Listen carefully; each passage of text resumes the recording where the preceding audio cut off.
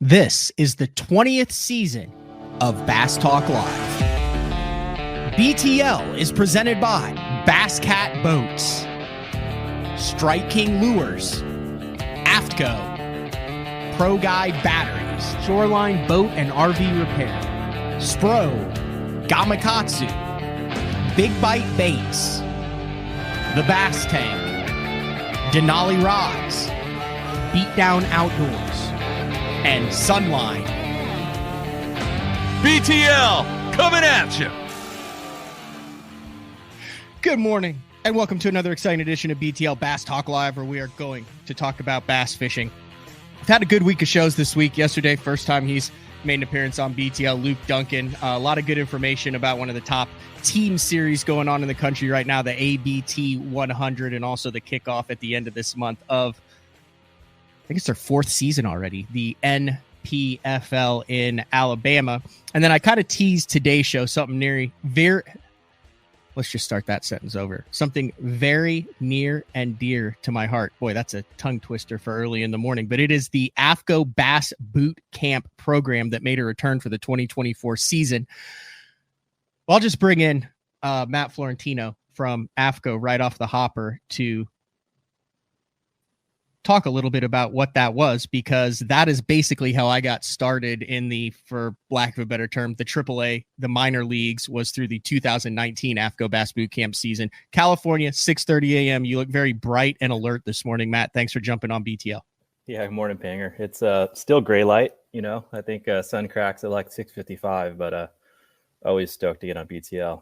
Are all your kiddos good sleepers, or are you still in the... Well, they're not. I mean, they're kiddos, but they're freaking grown now. You know, my oldest. How old are they? My oldest is 11, just turned 11. Oh, yeah. For some reason, I thought you had younger kids. No, man. And then my little guy, he's 5. So okay. So he may be storming here at any point. Oh, that's fine.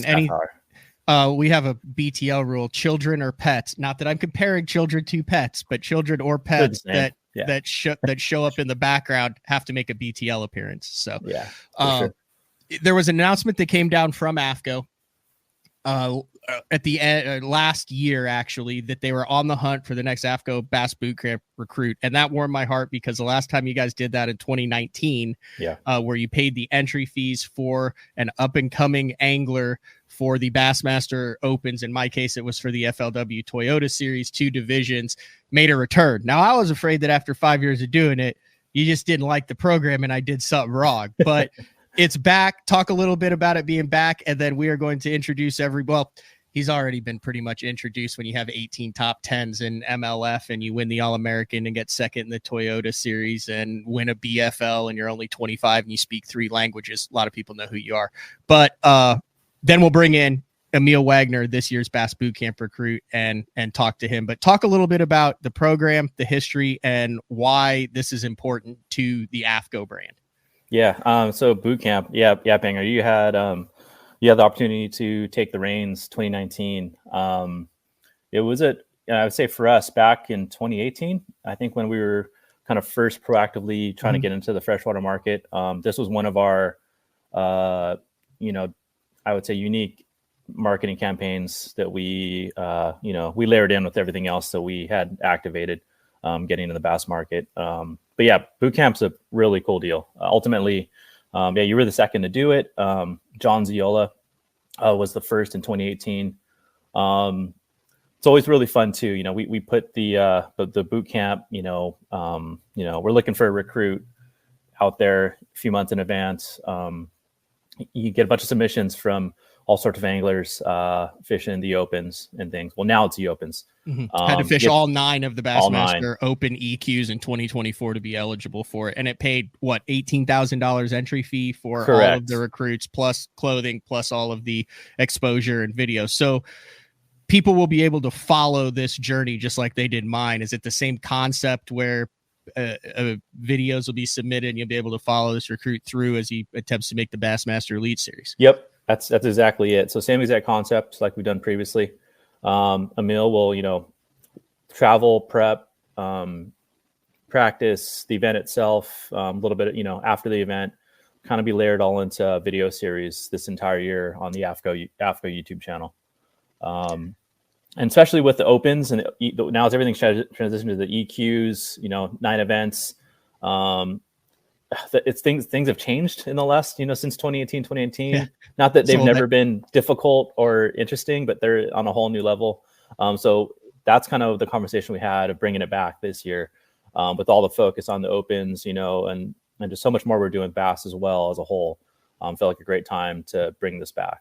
All right, here's what we got going on. We're going to bring Emil in and talk a little bit about the AFTCO Bass Boot Camp. I might even have some advice for him since I lived through it, because I just remember after the first tournament, I was like, oh no, this is going to be an absolute disaster and everybody's going to have to watch this dumpster fire, because my first tournament did not go well in the Toyota series. But when we bring him in, for those that are watching live, this is for the live viewers only. If you've noticed, we've been running it makes Wes Logan look like a badass, quite frankly. AFTCO deck boot commercial, new to AFTCO. You guys have been working on these things. I think I saw them 3 years ago first, and then they were in prototype. Then they're finally out. They're available. We're gonna have Emil on for the second half of the show, and if you guys have a question for Matt, for Emil, he's a spotted bass guru. Matt, I'm a spotted bass freak too. We talked a little bit beforehand, so we're going to go deep into the world of spotted bass. And if you have a question for Emil at the end, I'll randomly select a question. You send me an email and you can win a pair of the new AFTCO deck boots. Those things took forever to get out on the market. They really did. I snagged a pair. I listened to your show yesterday with Luke, and I was like, okay. Yeah, I gave away a pair without asking you. Yeah, like you typically do, but that's all good. The boots have been something was in development for shoot. Actually, I have one of the first. These were the first proto samples. Oh wow! 3 years ago. You know how we operate. You'll get some stuff sometimes at Writers Conference that may not be out for a while. We had wanted to get into the footwear category, especially with boots. Saltwater, freshwater doesn't really matter. Boots keeping your feet dry and comfortable are key. But we made our own custom last. The sole is all unique to AFTCO. And at the end of the day, most of the boots that are out there, they're all relatively similar. They're ankle cuts, kind of the, what most people prefer, rubber all the way throughout. But to be honest, what really sets ours apart is the fit on these. Nice, not too narrow, the right amount of support, but really the juice is in the boots themselves. It's these insoles that we put a lot of time into. There's kind of 3 zones. There's a low section in the front, high section in the back. It gives that right amount, I would say, of it's not too soft, your feet fall asleep, but also enough support, just to keep you just have you comfortable throughout the whole day. This is really the juice in them. You can tell it's not just a piece of generic insole, and I was a stickler for that. So Clay Williamson actually bought the boots, I guess, and has them. And trust me, if Clay didn't like the boots, he'd let everybody know. So if you follow BTL, Clay doesn't mess around when it comes to his reviews, comments, and opinions. So a glowing review from Clay goes a long way. Awesome. All right, let's get Emil in here. This is a little bit of a challenge. So we're in 3 time zones. So you're in Orange County. LA County, actually. LA County. Okay, so a little bit north of Orange County. Yeah. We got some cool stuff coming. We're actually going to have your dad on the show here in a couple weeks for Guide Day. I'm really pumped on that. I want to learn about punching kelp beds for calico bass. And now that you're spending some time around here, I've been telling you, we need to go do that. Oh, no, that's 100% of the to-do list. Yeah. So I'm in the central time zone in the thriving metropolis of Shawnee, Oklahoma. And Emil is in the eastern time zone in Georgia. Correct, Emil? Yes, sir. Thanks for jumping on BTL. First appearance on BTL. You've made the podcast rounds over the past year after just an incredible last 24 months on the water. And then to cap it off, entry fees paid for, Bass Boot Camp recruit for AFTCO. You are, right now, you're living high on the hog in the tournament world. It has to seem pretty easy for you and kind of surreal, especially after reading and hearing about some of your backstory. Oh, 100%. I'm just having fun, and I'm super thankful for the AFTCO opportunity. Obviously, I haven't fished any of the opens yet, but it's expensive, and I mean, it's not just the entry fees. There's a lot of travel and everything else. So having those paid for is going to be a massive help. And I'm super grateful. And I'm excited to be on the show, dude. I've been watching this for forever. So this is pretty sweet. Yeah, and I'm excited to have you on. Like I said, after this segment, we're going to kick Florentino off because are you a spotted bass expert, Matt? You're welcome to stick around if you're a spotted bass expert, but we're going to take a deep dive. I mean, that's one, a lot of people think, being from California, that I'm just next door to, some of those big spotted bass, factories up north. I'm sure you guys seen some of the records broken years past with Paul Bailey and a few other people. Cody Meyer. Yeah. But that's like 16 hours north of me. I've never caught a spot myself, but I would love to. And I've seen Emil, the linear fish. Hook the man up, Emil. I told him already. Get him a plane ticket to Atlanta, pick him up, take him out on Lanier and blow his mind. Literally anytime. That's what I told him. All y'all. And I do have to say, we sent the press release out as far as announcing Emil as the winner. I got some really funny responses from different media industry folks. I'm very happy that Emil's not going to be around town different parts of this year. He has a pretty good reputation around those neck of the woods for owning Lanier. So he does. There it is. The press release went out. Emil Wagner, the boot camp recruit. You can watch the video too on YouTube. But Matt, talk a little bit about what you were looking for in a recruit to represent AFTCO in 2024, as far as not only on the water, but then off the water, and then kind of representing the brand of AFTCO and what it stands for as well. Yeah, 100%. So, like I mentioned, we get a bunch of submissions when we do these from, different types of anglers from all over the country, all, trying to chase their dreams, fishing the opens, hopefully getting a spot in the elites. And, it was actually really tough to make a decision this year. But having somebody like Emil put a submission, one, the video was great, a little bit more about himself, kind of his track record, obviously a very impressive resume. At a really young age, despite never fishing an open, it was tough, but also kind of made it easy. Just, kind of him as an angler and also him just as a person. You got to be the right, nice. Emil's is kind of funny. He's like talking with him, the team. Is just pretty chill, pretty level headed, and especially when you put a camera in front of your face and doing that through the whole year, it's not an easy gig, and I'm sure you can kind of attest to that, Panger. But just being able to kind of keep your composure and just, also just figure out talking to this little box and things throughout the year. It's not an easy deal, but when we got a meal submission, and also just, we do a little vetting behind the scenes too. A lot of good commentary from good friends and things in the industry. So it kind of made it easy to go that direction. And we're looking forward seeing Emil, just get after it this year. Thank you. All right, Emil. I appreciate it. Your initial thoughts when you found out that you had been selected as the AFTCO Bass Boot Camp recruit. Like I said, a lot of accolades over the past year. You're actually getting ready for Red Crest in a couple months due to your All-American win last year. But talk about kind of your decision to jump into all 9 of the Bassmaster Open EQs and what getting that call, knowing as a full-time guide who's just out of college, that $18,000 in entry fees and all the gear is covered and something that you don't have to worry about. Yeah. So I guess there was 2 questions there, but the first one, dude, it was just, and as well as anyone how expensive it all is, but it's like, especially coming out of college and guiding, it's like I'm trying to get a house, like you're starting to pay for stuff you never had to pay for before. Like it's just everything starts racking up. Like you're buying trucks and boats and, just everything. Like it's the most expensive sport ever. And then on top of that, I don't think there's any hiding the fact that the opens aren't the most profitable tournament trail out there. So I was leaving somewhere I had a really good year, financially, and then going to something where you potentially have 2, 3, 4 years of making little to no money. So having that, like you said, weight off my shoulders and being able to just focus 100% on the fishing and obviously filming and editing a little bit is it's huge. And like I told Matt when we first talked too, like I've been wearing AFTCO since I was in freaking fishing high school tournaments. So like I love the brand already, and like to be able to partner with y'all was freaking awesome. Like I told all my buddies, like when the submission came out, I was like, this would be freaking it to win. So I'm just stoked and thankful. Are we going, Matt? Are we going like full boat wrap on Emil's rig here, or what are we doing as far as kind of some branding wise, or is he just going to be decked out in all the AFTCO stuff?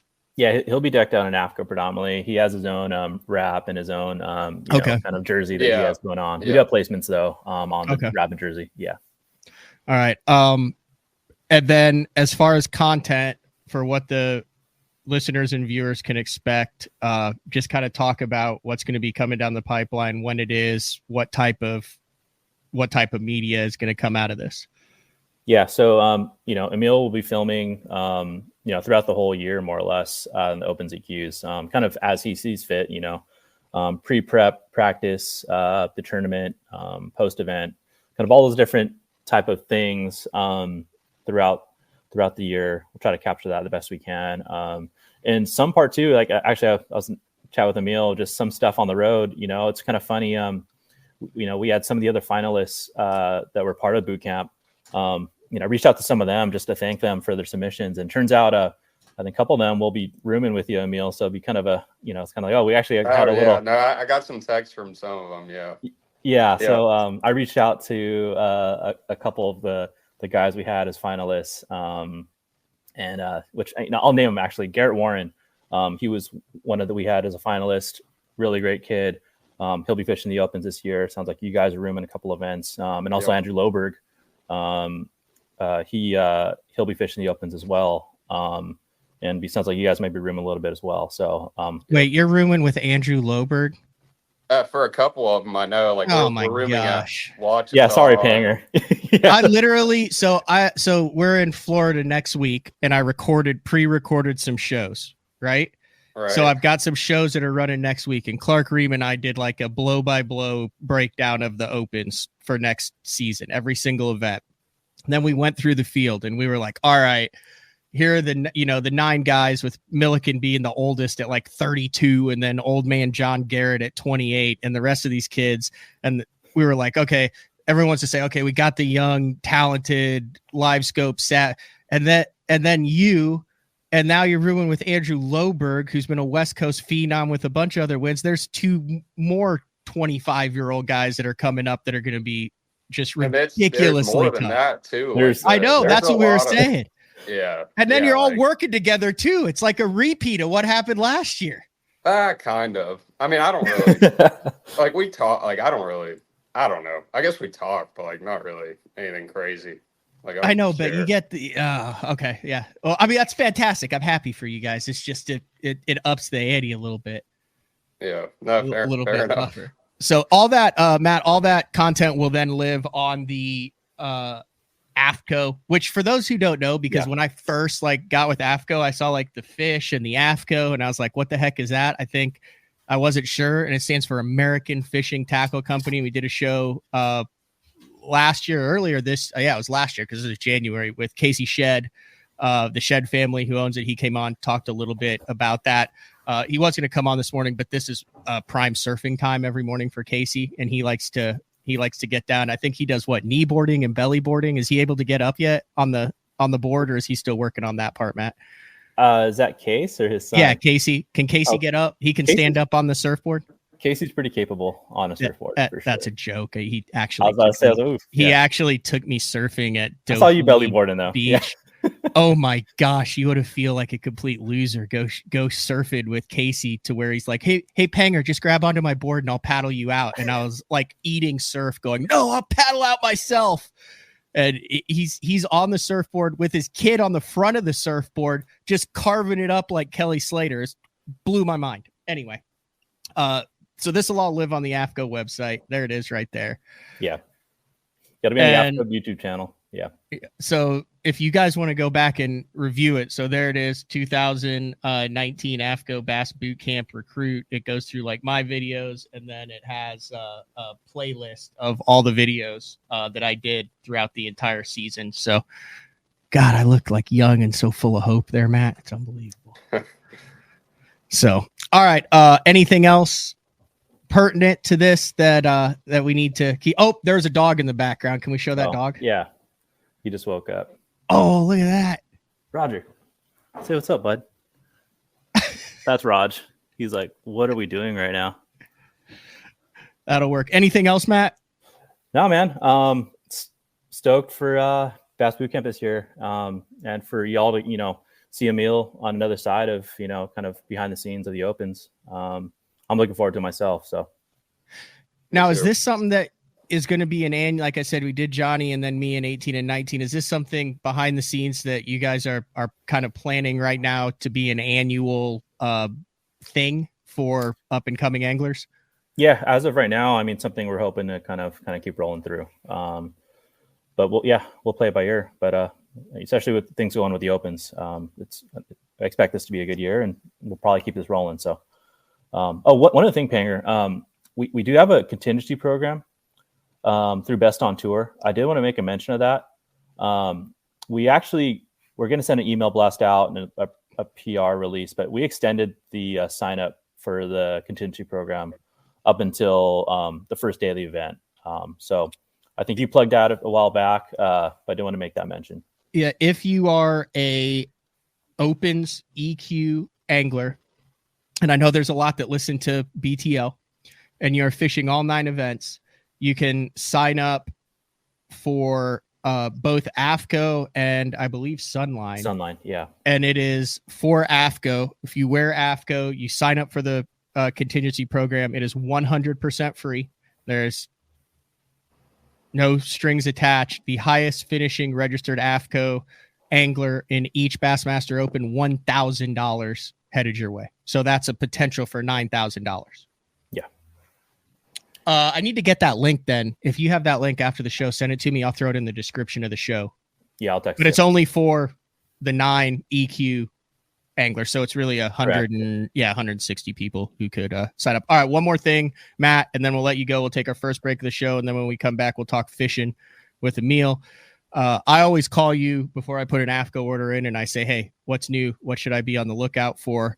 And you always hook me up with the right stuff. I've never once ordered something that you recommended that wasn't killer. So what do we got coming down the pipeline at AFTCO as we have, well, it's just getting winter in some areas and then going into the spring in some other areas? Yeah, I mean, honestly, the boots, grab a pair of these if you don't already have them. I highly recommend them. Obviously very biased, but they're pretty dang comfy. Okay. Some other sleepers, and I always like to say, like a lot of you the pros on the team, you guys kind of gravitate to certain products, but we also have some other things that kind of, get overshadowed by the Reapers and the rain suits. But we have a new layering system. Layering. F1. There's an F1 base layer, and we also had an F2 mid layer. Especially with some of this cold weather we've had. It's like a true Nexuskin base layer. Has that Hexatron fleece that a lot of anglers really liked with the older Hexatron shirts, but more of a thinner. But it's in a thinner, like next to skin layering piece. It's in the top and also in the bottom. So that goes under the hydrant. Yeah, talk about that layer. Yeah, so you start with that F1. It's kind of your first base layer. I've been wearing them a bunch lately, and they're great, especially the cold weather we've had. Start that with your F1. If it's you usually get by, and again, I'm in California, so it's not too bad of like you guys in Oklahoma or what have you. But I'll start with that base layer, and then I'll kind of put on my honcho pants, and then say my Reaper, and then my foul weather gear, my bibs, and my jacket. You take it to the next level. You combine the F1 base layer with the F2 mid layer. I think those are the pants. They're kind of like more technical sweatpants, I would like to call them. You combine those plus your bibs, and everything else, you're pretty dang comfy and warm. And we now have that like true base, mid, and then shell and insulating layers for true cold weather. And I would say that would be the deal as far as that just next level of comfort without being super bulky, especially this time of the year. I like it. All right, Matt, thanks for jumping on. Thanks for getting up early. Greatly appreciated. Matt Florentino, what is your actual title? I know you run like the pro staff and do a ton of marketing and everything, but like if I was to put like a title in this show, like what would that be? Yeah. I'm the marketing director technically, but like everybody else at AFTCO, we all kind of do a bunch of different hats, but I'm the marketing director. Marketing director for AFTCO, Matt Florentino. Thanks for jumping on BTL. Thank you guys. Thanks, Matt. Right. See ya. All right. See ya. Talk soon. All right. You ready to get down to business, Emil? Yeah, for sure. Right, we're gonna take our first break of the show. When we come back, get your questions in to Spotted Bass Expert Full-Time Guide. We're talking Hartwell, we're talking Lanier, Kiowee, like all the spotted bass stuff on the East Coast. And 2024 AFTCO Bass Boot Camp recruit Emil Wagner. And at the end of the show, I'll randomly select one of the questions. I might even put it on Emil. If there's a really good question, I'll make a star by it. And then you send me my contact information. You'll get a pair of the new AFTCO deck boots. It's BTL on a Wednesday. We'll be back right after this.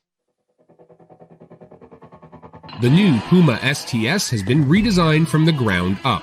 With the angler, design, function, and performance in mind, nothing on this new offering was compromised, and the only thing carried over from the previous version is the name. Based on the Soft Touch series hull that started with the flagship Jaguar, this new model is nimble and performs incredibly well at all speeds with either a 250 or 300 horsepower engine. Featuring a new 96-inch wide-body footprint, this hull measures out at 20 foot 7 inches in length. Industry-leading design coupled with tournament-winning performance. The Puma STS from Basscat. Feel the rush.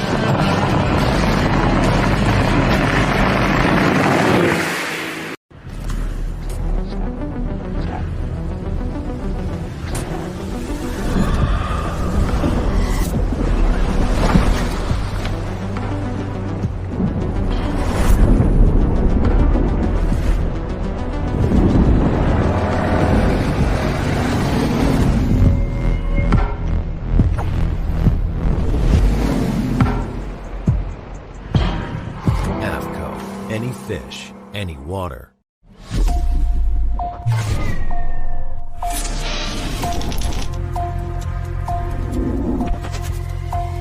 Everything you need, one legendary brand. Taiwan Strike King.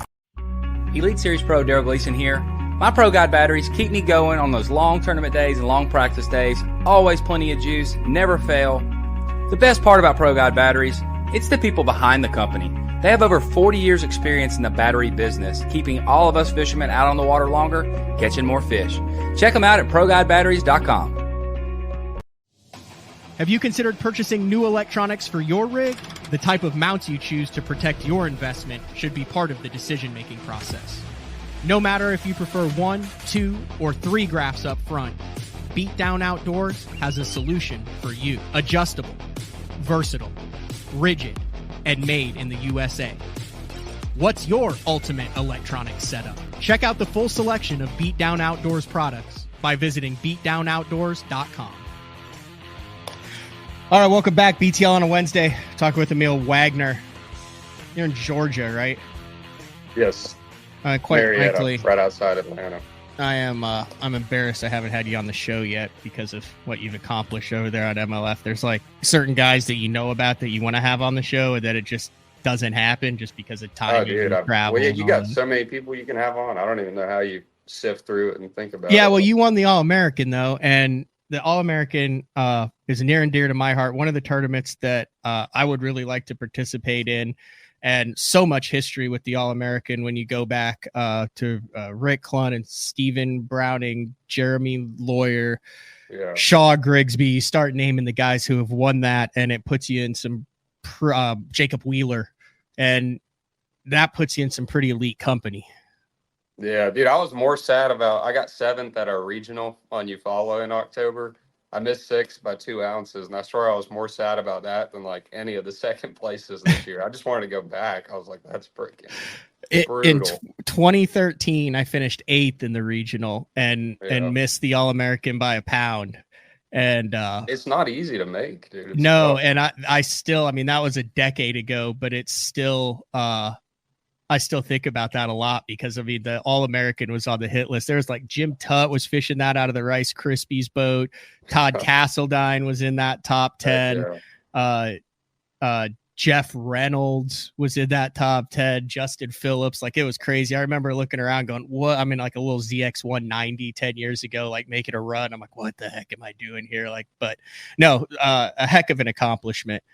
Thank you. But Thank you. so what is your level of like expertise as far as filming, documenting, editing, getting this stuff done? Like, what's your game plan for this? Because that, when I did it in 2019, was what made me the most nervous, was trying to get this content done and make it not affect my fishing. So 2 things. I feel like I'm pretty decent at it. Although I don't have any videos from like the tournaments the last 2 years, I took the stance of just like, I'm not going to focus on filming, not going to focus on a sponsor stuff. I'm strictly going to put like every ounce of effort I have into just the tournaments and fishing and prepping. And recently I've done more of it. I actually edited a decent bit in high school. So like I can do it. It's not necessarily like, maybe not like super high level stuff, but like basic stuff, I can do it. It's just, the last 2 years, I haven't really focused on it, but I'm definitely not going to stress and worry about it though. Cause that was one thing I told myself. I was like, I'm going to film, I'm going to do the best I can to get all the footage. But if something goes wrong or like, you know, I miss a clip or whatever, like I'm going to do my best to not let it take away from my fishing at all either. So I've got a bunch of battery packs, a crap ton of 256 gigabyte SD cards, and I'm just going to let that thing roll and worry about the editing after the event when, you know, I have a day or two at the house and whatnot. So I'm not worried about it, but you know, it'll be all right. It'll be fun. Are you a guy who wears like that new, like, ring thing around their neck with the GoPro, a chesty guy or a console guy? Because I've never been able to get comfortable with anything on the torso area while I fish. I've always just done the console, but then like after listening to a couple different people who like do YouTube successfully, it seems like the ass shot really isn't that popular. So I started doing the chest mount here recently, and the footage looks freaking badass compared to some of, you know, the other mounts. So like I don't know. I've only got one GoPro right now. So like I think I might do like, you know, like a console angle in the morning, maybe running, and then flip it around for a little and then throw the chest mount on an hour in, or maybe just start with the chest mount. Cause I feel like the chest mount, you know, you don't get as much like full picture perspective, but it just looks, I don't know. I feel like it's way more like immersive. Like you see what's going on better. Whereas that console, like a lot of times you don't like see a blow up close, and you don't like the chest mount. Like you feel the hook set. Like I don't know. I like it. I'm with you. So I did wear something that a lot of the guys are going to, which is like, it's like this ring that goes around your neck, and then it's got like a clasp, and then the GoPro actually sits here. You need to look into that. I'll see if I can find it. That. Yeah, because it gives good audio then.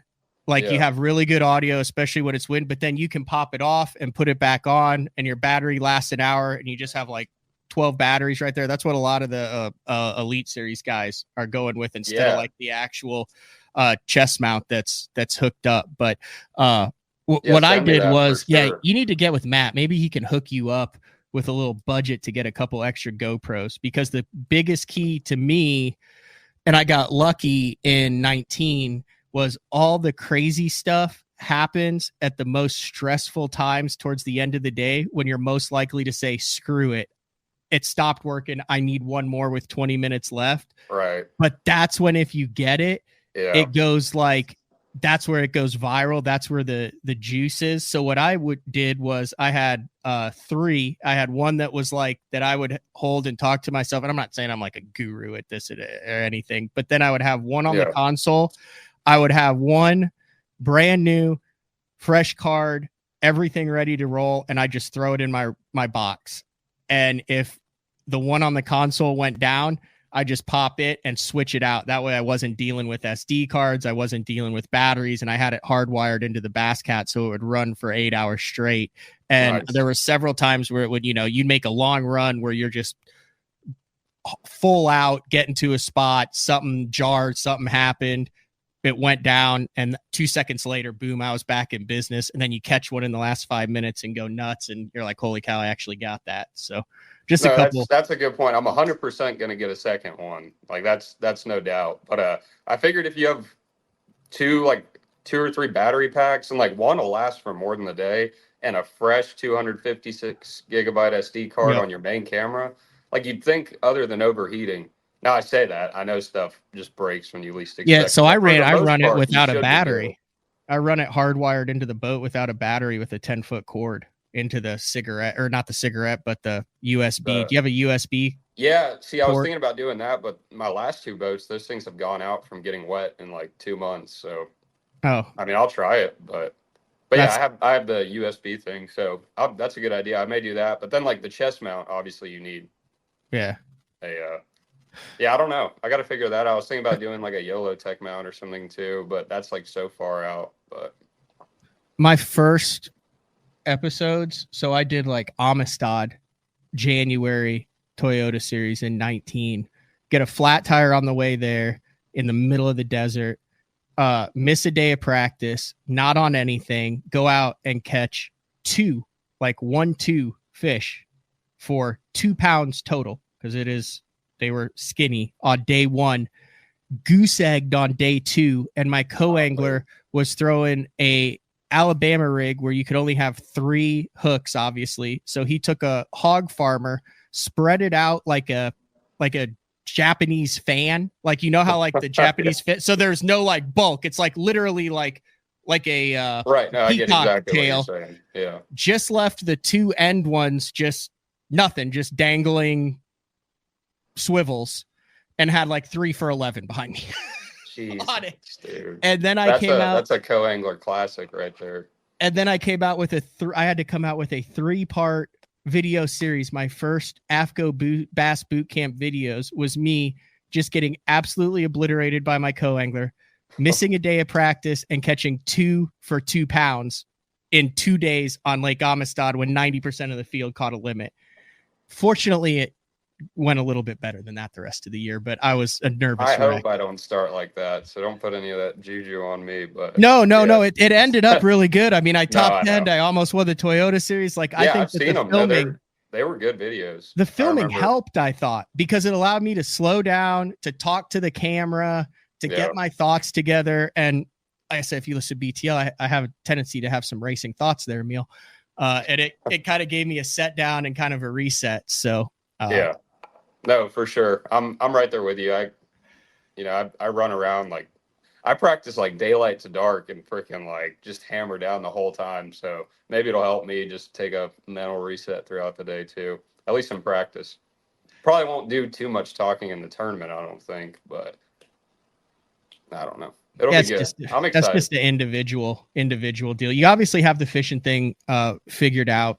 We touched on it earlier, but just talk about the overall success that you've had the past 2 years. Does it seem like a whirlwind? Is it something that you expected coming out of Ole Miss? Yeah.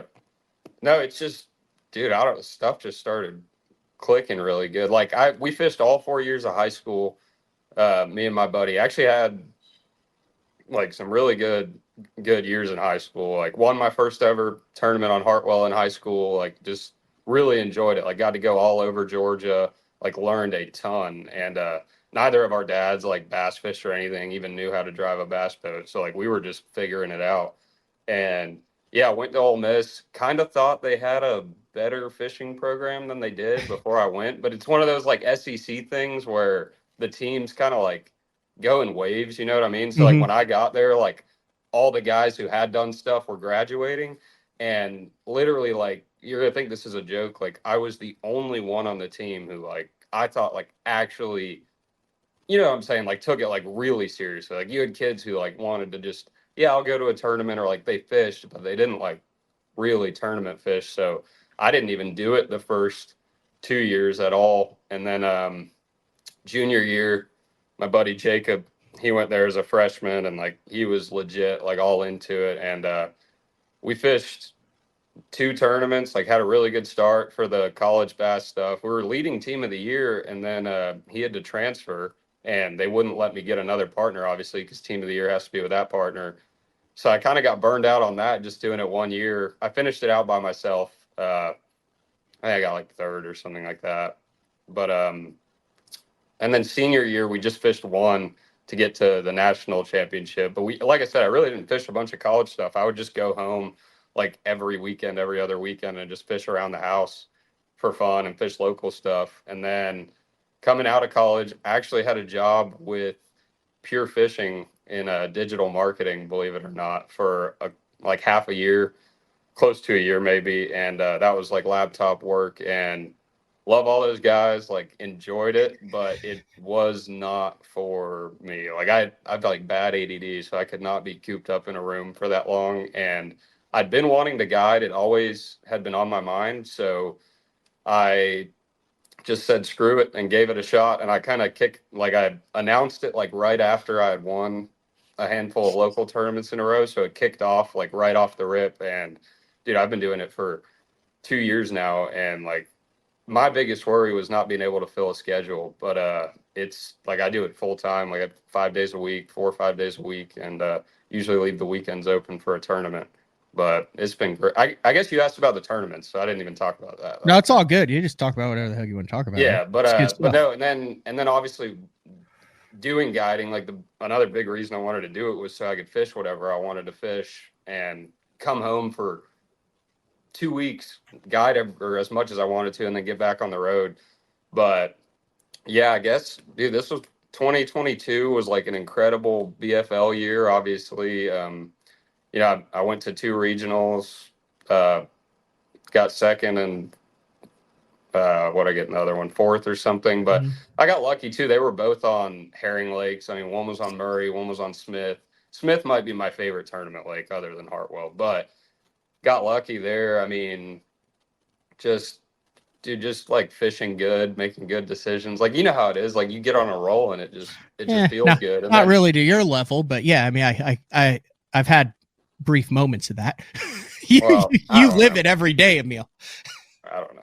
But then like 2023, I was like, I made enough money in the BFL stuff to do the Toyotas, and I fully expected it to just be like learning and not making any money. And like, dude, it just, I thought I was going to be like all geeked out about like fishing against certain people. And like the first one on Harris chain, like not like, it felt just like anything else. And like, dude, I was just super comfortable and just a heck of a time, dude. Learned a bunch. Like I will say most of those tournaments were within about 4 hours of the house. So this year it's going to be a lot more like legit new water. Like, not like you can go to a new TVA lake, but it's still TVA. You can go to a new herring lake and it's still herring stuff. But like this year is going to be, I mean, I've been to 2 of those lakes, so I'm not worried, but I mean, it's going to be, I'm happy I get 5 days of practice because that's a lot and I'm probably going to need it. So,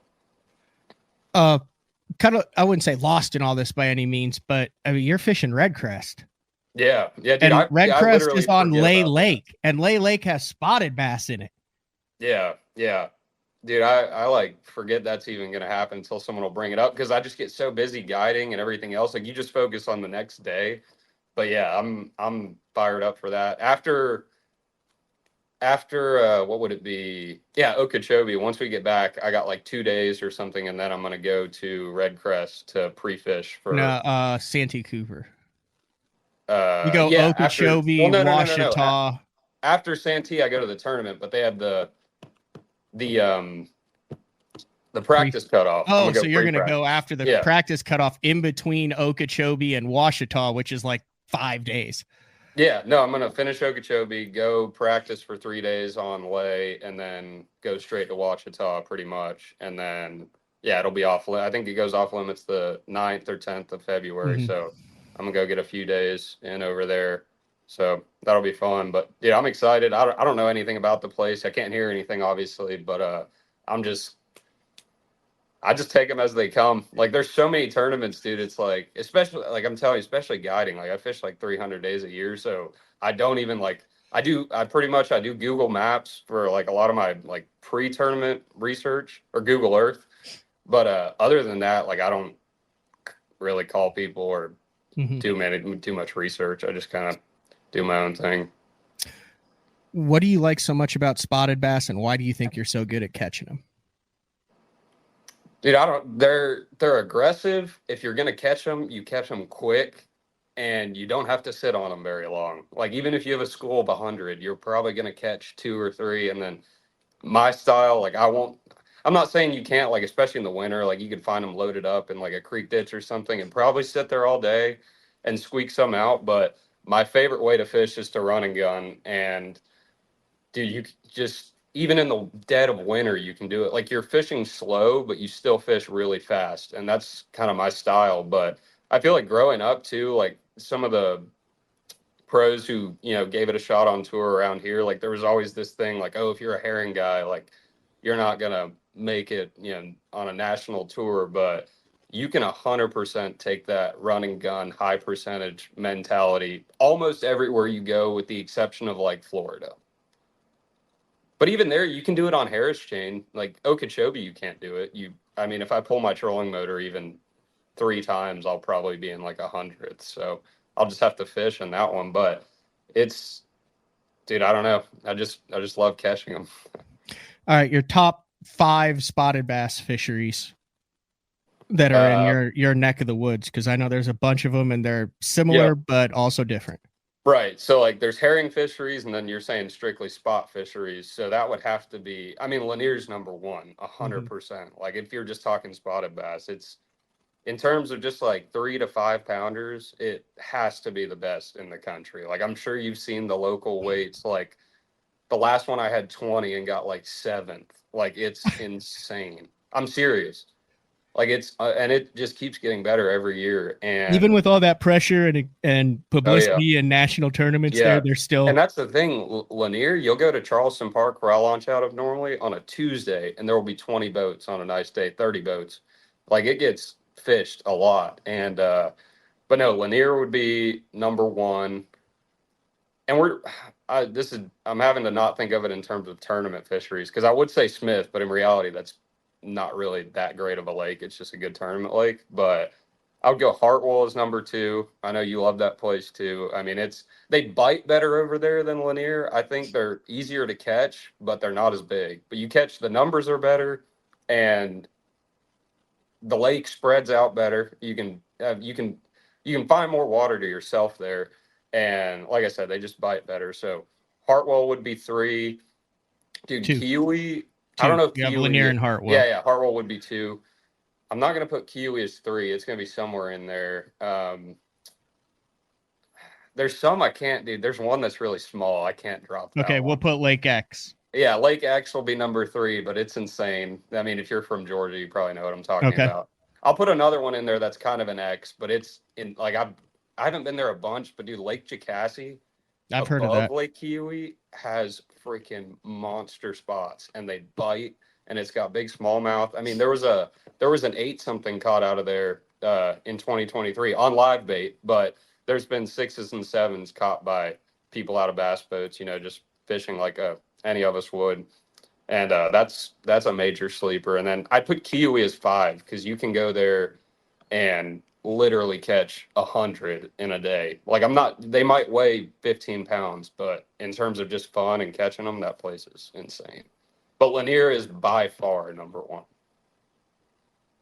right, let's get to a couple questions here. Remember, I've started some questions here. If you have a question, it could be about life, anything, preferably spotted bass.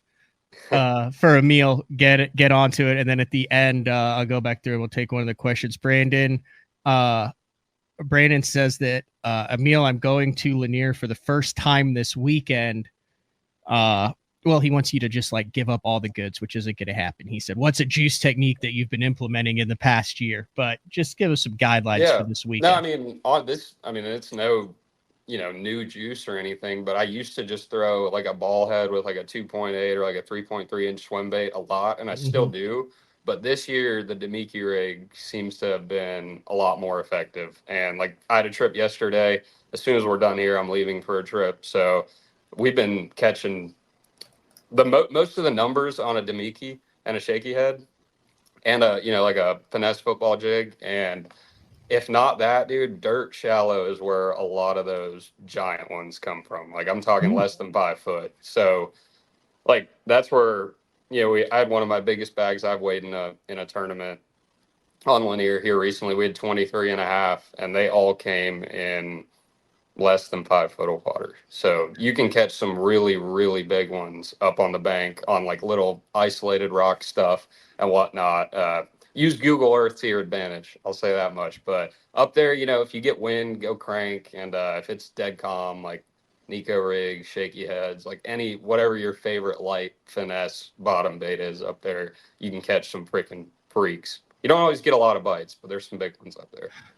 Let me know when you have to go. I know I told you we'd be right at an hour. I don't want you to be late Oh, no, late you're to good. the lake. So whenever you got to go. I could be on here forever, but I do have to take Yeah. this guy. So we'll probably do it at about an hour. Yep. Okay.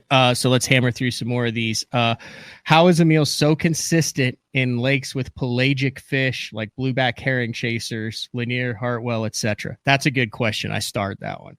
Yeah, man. I think you see, like I've been fishing Lanier since I was like 12 out of a kayak. So over time, you just see things happen over and over and over. And I think you just recognize stuff, like even like in a summer tournament, like everyone knows, like, yeah, you go throw top waters and swim baits and flukes over schools of fish and brush piles and whatever. Like that's no secret, but it's like, it's all the micro adjustments you make throughout the day, I think, that make the difference. So it's like, I guess you're saying every herring lake, but it's like all those micro adjustments pretty much apply everywhere you go. And that's like the sun dipping behind the clouds for 10 minutes and making a color adjustment, or the wind hitting on, a third of the section of the south end, and you go run your best stuff when the wind hits that like certain third of the lake. And just like little things like that throughout the day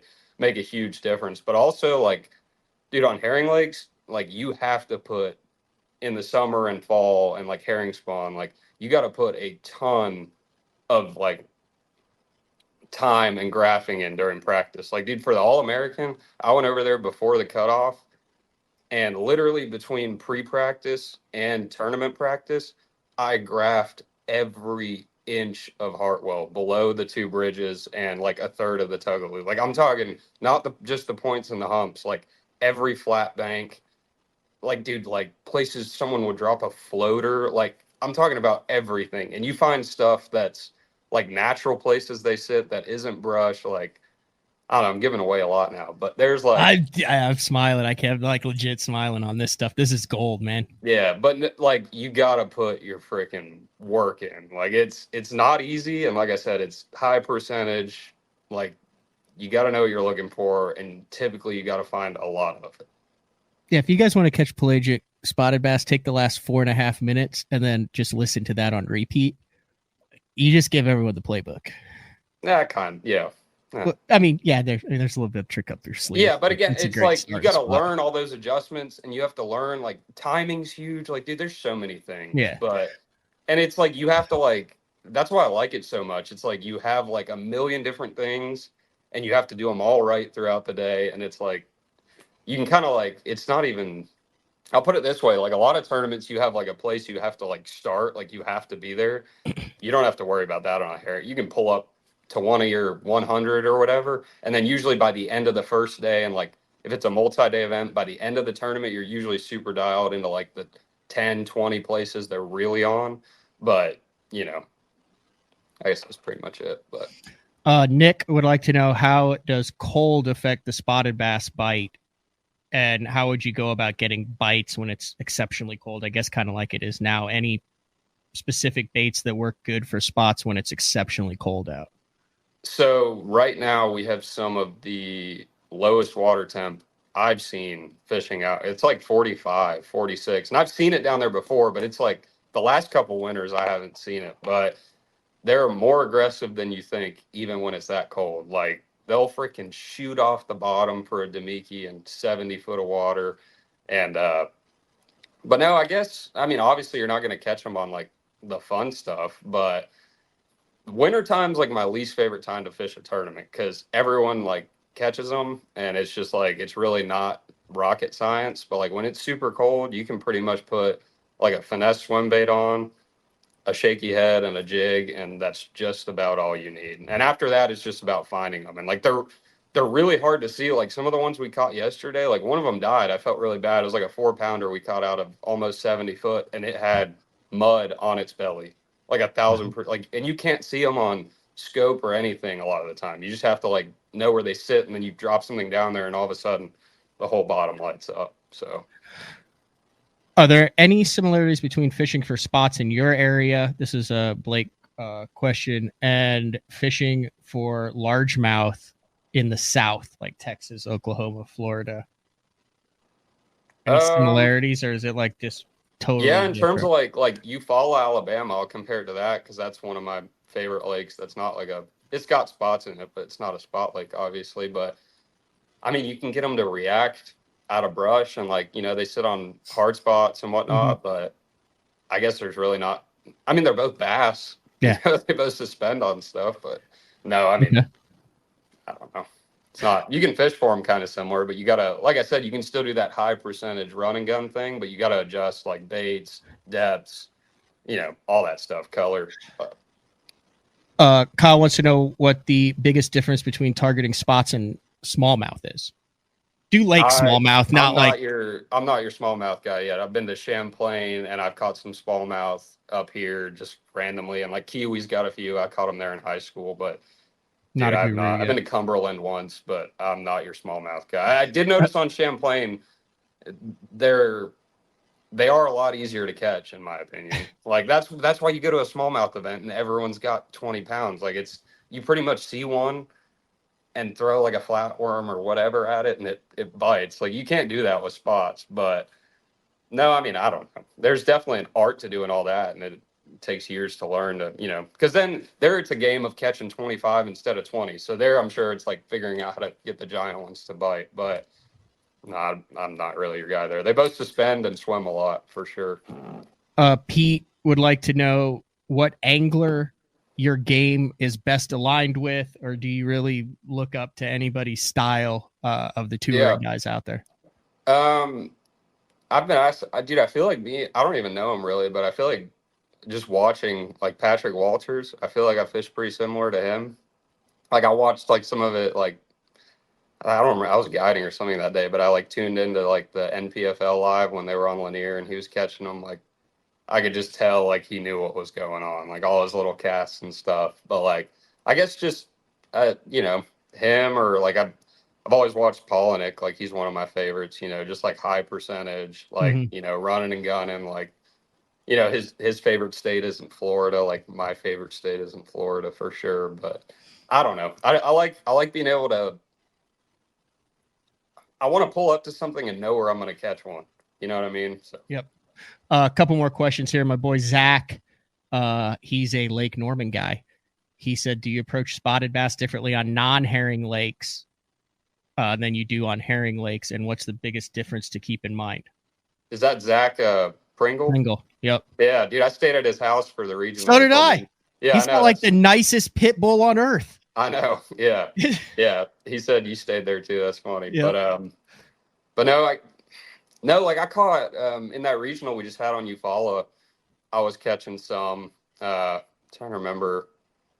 They were mixed in there with the largemouth for the most part, but I mean they suspend, I guess. Like I mean, okay, so two of the biggest ones, I was catching some giant spots in practice out of the timber on Eufaula, and those were mostly spots and not largemouth. That didn't pan out in the tournament. So like if you have a place that has both, like I've been to Gunnersville a little bit recently, that's got some, like we caught some 4-pounders over there, and you could kind of tell like if they were a little deeper, a little more suspended, typically they were spots. But I mean, we caught them on the same stuff we caught the largemouth on. So like I feel like most of the places where they're mixed in, it's just you just kind of catch them with the largemouth and stuff. But that's been my experience anyway. Rapid fire, because you're taking someone to go catch a giant spot. Yeah, we're on Lanier. You going to Lanier? Yeah. Mm-hmm. God, I would be jacked out of my gourd if I had to go to Lanier right now with you to go spotted bass fishing. Deepest that you've ever caught a spot? Kiwi, almost 80 foot on the bottom. is there someone asked this? It was a timing question. It was a good question. Blue. Who was it? The question was, is there a way to time herring lakes, or is it kind of like, oh, I happen to be there when they're going off on them? Time it in the sense of timing Like, that day, knowing or when, timing when that day, like when you're at, like, let's say you're chasing fish that are chasing herring. Is there a way to time your day where like, hey, I need to be here at this time or this time or this time for those fish that are chasing herring, or is it kind of dumb luck as far as running enough spots till you find where they're blasting them? No, 100%. So, like, I'll use the All-American for an example, because that's the most work I've put into one of them, and like I saw the whole deal throughout the tournament and how it changed. But typically going into the first day of an event, like I don't want to go into the first day, and this will tie into timing, but I don't want to go into the first day knowing like the 20 best places or the 10 best places. Like I'm going to find like, I kind of have like a waypoint management system of places I think are like A+, places I think are like good, and then places that are like could be good, might catch one. And I try to run as much of it as I can. And then usually after you do that, you get a sense of like what was good, what time of day that was good. And then by the second day, you dial it in a little more and you're like, all right, that place, they're only there in the morning. That place, they're there after, 11 or whatever. Like the All-American, there was some shallow places, like some more like drop oriented stuff that they were 100% only there before like 11, 12 o'clock. And they weren't on brush. So like a lot of times in the mornings, you'll find more like school related stuff, and then it transitions to brush. I say that I have had some brush places that are just nuts right off the rip, but you kind of just got to learn that throughout the tournament. And then current too. Lanier, they never pull water typically on the weekends, but like if you have a tournament that starts on like a Wednesday or a Thursday, like an open, you can't feel it like you would on a TVA lake or something, but like you'll take a hump that's got some scattered brush or whatever, and you pull up there at 3 o'clock when they've been pumping water for a minute, and you've seen it. Like all 100 of them are sitting up top, and you throw a chrome tennis shoe at them, and they all come up and destroy it. And then you pull up there when they're not pulling water, and there's 4 over here and 10 over here, and they don't really commit. So it's like if you can time your best stuff with the best time of day and the current, then you maximize your chance of catching a big one at every place. So you definitely can. All right, 3 more questions. Clint, our boy Clint Bartlett, I think he tangles with spots every now and then. He goes, he wants to know what color crankbait you're going with. When it's cold, I just pretty much just throw red. Like I just did a video on the Dime 10, and I didn't have any dimes in red yet, so I caught them on like a clear like shad color. But if I got to pick after from like, I pretty much throw crankbait from like November to March, and it's almost always red. Clay wants to know if there's a difference between the Alabama spotted bass and then a traditional. Yeah, Kentucky. For sure. So when I've been to like I said, Eufaula and like Gunnersville, places like that, they seem to always be related to structure.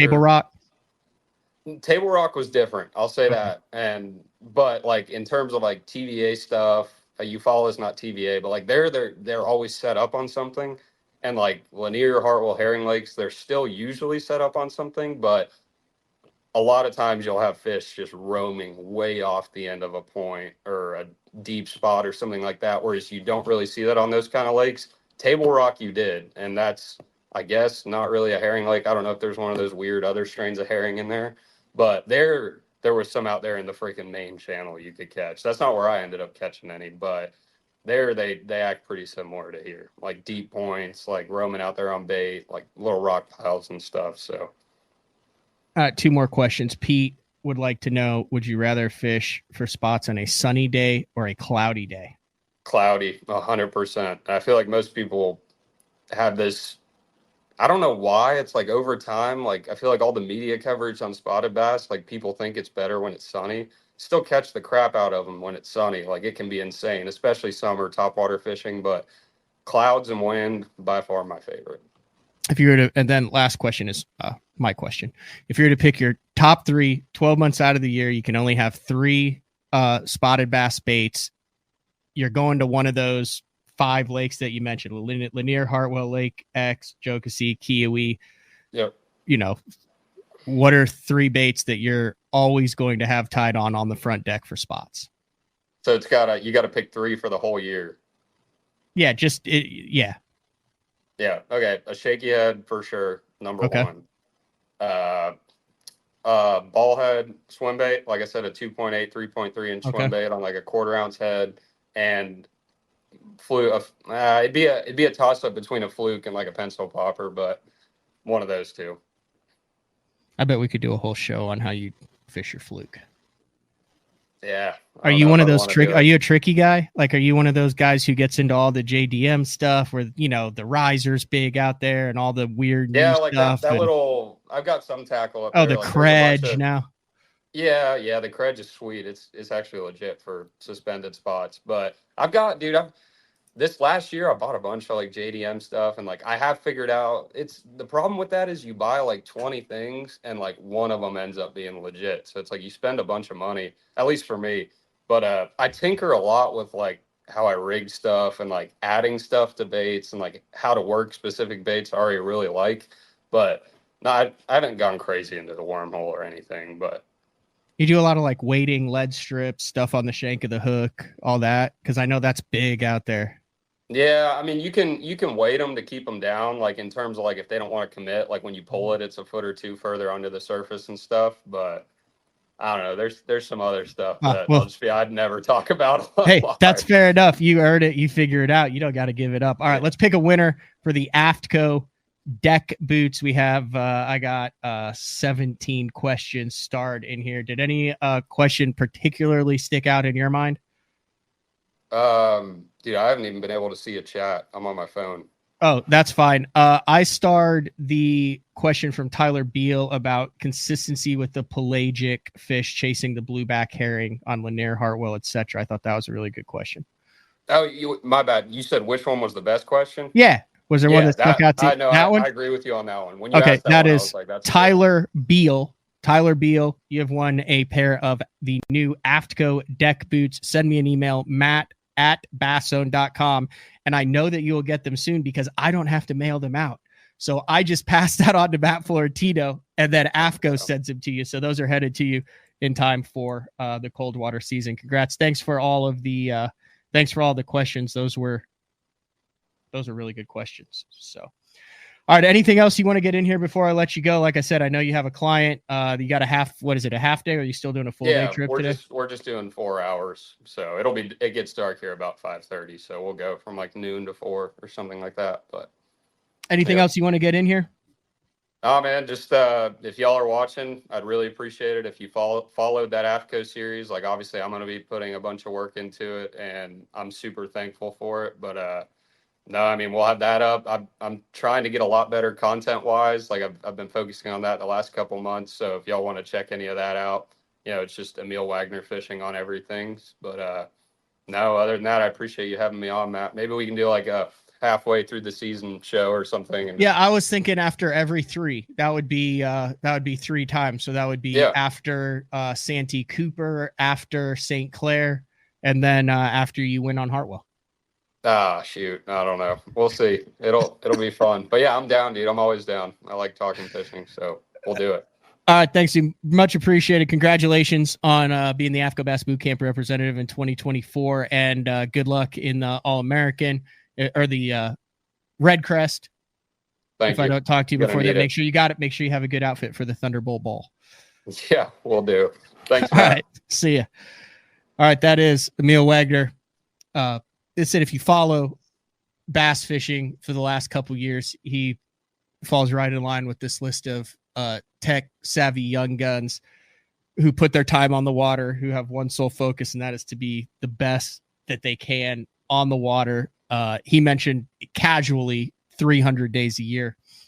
I do this once or twice a year. I like the numbers, but you hear 300 days a year and it just rolls off of your tongue. And I don't think you realize how many days a year that is. So let's say you fish every other weekend, Saturday and Sunday. That's a lot. Let's say Friday, Saturday, and Sunday. That's every other weekend. That is 6 days a month that you're fishing every other weekend, let's say you do that 12 months out of the year and don't miss any weekends, it's not that many days a year. I believe it's 72, but I want to make sure that I'm right. 6 times 12, 72 days a year. That's 3-day weekends every other week. He's talking about 300 days a year on the water. When you talk about inclement weather, when you talk about holidays, when you talk about travel, that's one of the reasons why the guy's winning so much and is doing so good. A lot of time on the water. All right, we're going to take our final break of the show.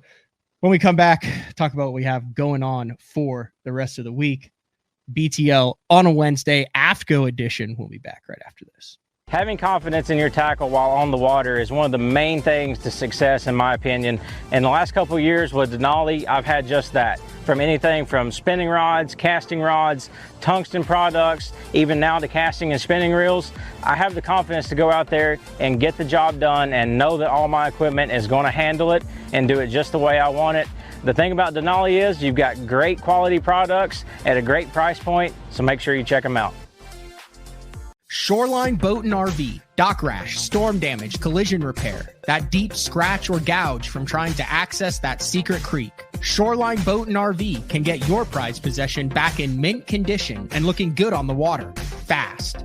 All repairs are done in-house, so they're able to get your boat or RV back to brand new, quickly. All Shoreline's work comes with a rock-solid warranty. Find out more at ShorelineBoatandRV.com, Kansas City, Austin, and Tulsa. I'm the kind of guy that never leaves a house without a pocket knife, and Gamakatsu's come out with the EDC series of knives. EDC stands for Everyday Carry, so whether you're on the water or off, you can always have it with you. The best thing about it to me is that assisted open feature. With this D2 blade, you've got it right here at your fingertips, so if you can't find your scissors, you need to cut a knot, you need to cut your braid, you've always got it. Make sure you check it out. Never leave home without your Gamakatsu EDC knife. Born in Japan, using technology, innovation, and precision, Sunline produces the widest selection of fishing lines at the most technologically advanced line factory in the world. Manufactured at the strictest tolerances to produce victories at the highest levels of tournament bass fishing. From household names like Christie, Swindle, and Cruz, to young guns like Cook, Logan, New, and Welcher, they all trust Sunline to take them to the top of the leaderboard. Choose the line that will give you the strength to guarantee your confidence. Sunline. All right. BTL on a Wednesday. If you guys are getting ready for the season, head over to OmniaFishing.com. I saw Polish Pete talking about they got good deals on terminal tackle. A lot of discounts on terminal tackle. Uncle Frank just did a show on building the perfect terminal tackle box. So OmniaFishing.com. Sign up for the Omnia Fishing Premium Pro. Get all the advantages of the app, personalized shopper, either same or next day shipping, free shipping. There's all sorts of benefits over there at Omni. If you haven't checked them out, they got it going on. I did fail to get from Emil, if you wanted to book a trip with him to catch giant spotted bass, the website, which appears to be updated and functional, is Emil Wagner, EMILWAGNER, fishing.com. So you have it pulled up right there. It's just him holding giant spotted bass in every picture. Tomorrow, day 4, Frank Scalish live. And then I am headed to Okeechobee to compete in the first Bassmaster Open EQ. Maybe I'll see Emil down there. Day 5, or just guide day. It's not day 5 anymore. I got to rebrand that. Guide day. Julius Maisie from the Hookup Tackle and guide service, talking about a little desert guiding on Lake Pleasant out in Arizona. And then next week I have some recorded shows during the Open that I'll be trying to catch 15 to 20 pounds of Florida bass. Russ Lane returns to BTL. He will be down there for the Open too. Now listen, I was planning on talking to Russ, about the Opens and getting your head right and going back and trying to re-qualify for the Elite Series and the Classic. It turned into like story time with Russ. He's sitting on his fireplace, like a FDR fireside chat from back in the day for all the history buffs out there. And really, really enjoyable discussion that I had with Russ Lane. Then on Tuesday, a true Bassmaster Open EQ for the 2024 season, Clark Ream, and I sit down for an hour and a half. We break down every single fishery, the time of the year, the obstacles that we're going to face, the winning weight that we think it'll take, and who we expect to be at the top when it's all said and done. Now, listen, if you've been watching BTL over the last couple of days, you've noticed I've had a bandaged finger, and I did have a workplace injury, so to speak. And I'm a little nervous to glue it. So here's what happened. And it's all the way down to the bone, but it's been 4 days now. And this is the first time I can take off the bandage without it bleeding. So I was preparing some tackle boxes and like the divider. So you pull the dividers out and then you've got the little tab on the end. And sometimes, like with the pair of scissors that I had, I couldn't get it completely flush. And I was working on a bunch of tackle for the Open. I wanted everything to be nice. So in my brilliant train of thought, I went into the kitchen. I've got a butcher block there, and I pull out the biggest butcher knife, razor sharp in the butcher block. And I go back into the living room, and I'm holding those little plastic strings of dividers, and I'm just taking it and going shoo, shoo, and cleaning, cutting the clean so I can put it in. And I literally just like extended my index finger while I was holding it, and it only stopped when it hit the bone. So I think I got it. The only problem is when I hold like a reel like this, it's like literally right where it is. So the first fish that I catch on braid in Florida is going to be like right in that cut. So that's good times. But yeah, I think that's all we got for today. Check out the AFTCO stuff. It's all, they constantly update it. So when you go to AFTCO.com, if you want to know what they have new, here's what I do. I always go, there's the AFTCO, and then you go to men's, and then you can go down to new arrivals. And that is where you can see a lot of the new stuff that comes in, and it's all fairly seasonable. I know there was a question about the hat that I currently have on. Florentino hooked me up with this, but I have seen it for sale. I don't know. I'll have to ask him about that. I'm scrolling through all of their hats, and I'm seeing if they have it. I do not. I know that they change. Oh, here it is right here. This hat that I currently have on, the Boss Trucker hat. Oh, it comes in blue too. I didn't know that. I might have to order that, but there it is. That's the one that I'm currently wearing right now for $29. And the other cool thing, I'm a big Richardson 112 guy. These fit very similarly to a Richardson. Obviously, they're not a Richardson or an AFTCO, but fit very similar to a Richardson 112, a little bit shallower, so you don't end up like 1 out of every 4 Richardsons will give you the bad ears, where the ears will stick out a little bit. For some reason, it's just like a 1/4 of an inch deeper. But all right, big shout out to Emil. Thank you for jumping on. And also a big shout out to Matt Florentino for getting up early in the morning on the West Coast to talk about AFTCO. AFTCO doing a lot of great things, not only with the Bass Boot Camp, but what they do with their 10% pledge, what they do with the AFTCO live release boats, what they do with the AFTCO bank bags, their support of the professional fishing industry on the freshwater side, and then also they do a lot of work on the saltwater side for water and anglers' rights, all sorts of stuff. So, all right, that's all we got for today. Tomorrow, 8:30 a.m., Uncle Frank. I know he's got a topic, but I can't remember what he's going to talk about tomorrow. Guess you have to tune in at 8:30 to find that out. All right. We'll see everybody tomorrow. Later.